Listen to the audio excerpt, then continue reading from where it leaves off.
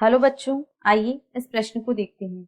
Eubacteria में एक कोशिकीय संघटक जो यूकैरियोटिक कोशिका से समानता प्रदर्शित करते हैं। विकल्प ए केंद्रक, विकल्प बी राइबोसोम, विकल्प सी कोशिका भित्ति या विकल्प डी प्लाज्मा झिल्ली।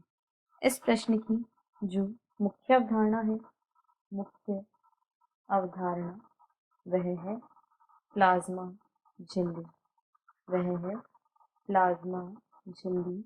यहाँ पर हम देखेंगे कि प्लाज्मा झिल्ली जो होती है उसकी संरचना प्रोकैरियोटिक और यूकैरियोटिक जीवों में किस प्रकार की होती है। तो यदि प्लाज्मा झिल्ली की बात करें तो इसकी संरचना जो होती है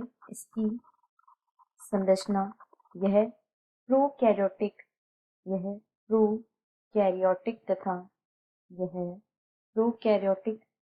व यूकैरियोटिक जीवों में एक समान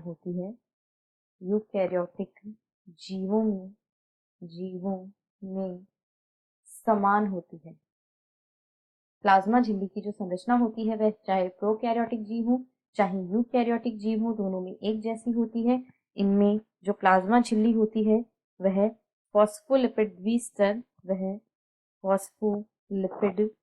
द्विस्तर तथा प्रोटीन की बनी होती है। फॉस्फोलिपिड द्विस्तर व प्रोटीन, मुख्य संरचना फॉस्फोलिपिड की बनी होती है जिसमें प्रोटीन के अणु कुछ निश्चित स्थानों पर पाए जाते हैं और यही संरचना दोनों ही प्रकार के जीवों में पाई जाती है। अतः यह एक ऐसा कोशिकीय संघटक होता है जो प्रोकैरियोटिक जीवों जैसे कि यूबैक्टीरिया और यूकैरियोटिक जीवों में समान होता है। अब यदि दिए गए विकल्पों को देखें तो विकल्प डी इस प्रश्न का सही उत्तर है। यदि केंद्रक की बात करें तो जो यूबैक्टीरिया है वह एक प्रोकैरियोटिक जीव है और यूबैक्टीरिया एक प्रोकैरियोटिक जीव है क्योंकि यह मोनेरा जगत में आता है और मोनेरा प्रोकैरियोटिक जीव है। और यूबैक्टीरिया जो है इसमें केंद्रक झिल्ली नहीं मिलती है और प्रोकैरियोटिक और यूकैरियोटिक जीवों के वर्गीकरण का मुख्य आधार ही केंद्रक होता है। जबकि यदि हम बात करें यूकैरियोटिक कोशिका की तो इनमें केंद्रक पर केंद्रक झिल्ली पाई जाती है।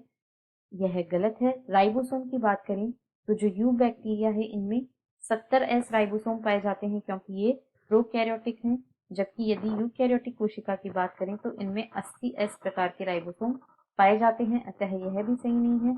और कोशिका भित्ति की बात करें तो जो प्रोकैरियोटिक जीव होते हैं, यूबैक्टीरिया की अगर मुख्यतः हम बात करें तो इनमें कोशिका भित्ति पेप्टिडोग्लाइकेन की बनी होती है, जबकि पादपों में या फंजाई जो कि यूकैरियोटिक कोशिकाएं होती हैं इनमें कोशिका भित्ति सेलुलोज, काइटिन इत्यादि पदार्थों से बनी होती है, अतः यह भी सही नहीं है। आशा है आपको प्रश्न समझ आया होगा। धन्यवाद।